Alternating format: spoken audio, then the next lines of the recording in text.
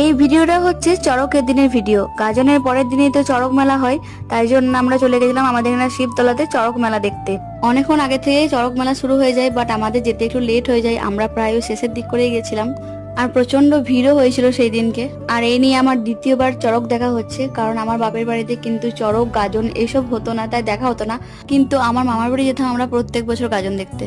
So ওইখানকার চড়ক মেলা complete করে এবার আমরা চলে যাচ্ছি সগরভাঙাতে চড়ক দেখতে। ওইখানে নাকি আরো বড় করে চড়ক মেলা হয়। তো এখানকার চড়ক আমি আগে দেখিনি, এই প্রথমবারই দেখছি। আর এখানে কিন্তু আরো বেশি ভিড় আমাদের ওইখানে থেকে। আর এই যে এখানে বাতাসা ছড়া ছিল, যেটাকে আমরা হরিল লুট বলি, তো সেইখানে একটা বাতাসা আমার হাতের মধ্যে পড়েছিল। ছোটবেলায় মন্দিরে যখন হরিল লুট দিত, তখন কে কটা বাতাসা করাবে সেই নিয়ে কম্পিটিশন হতো আমাদের। সো ওইখানে চড়ক দেখে এবার আমি চলে এসেছি একটা কাপড়ের দোকানে। সেখানে আমার কিছু টুকটাক নেওয়ার ছিল, আর একটা সাবস্ক্রাইবার বাকি আছে, তাহলে কিন্তু 1K কমপ্লিট। কালকে অবশ্য হয়ে গেছিল, বাট আজকে আবার কমে গেছে একটা। চলো টাটা।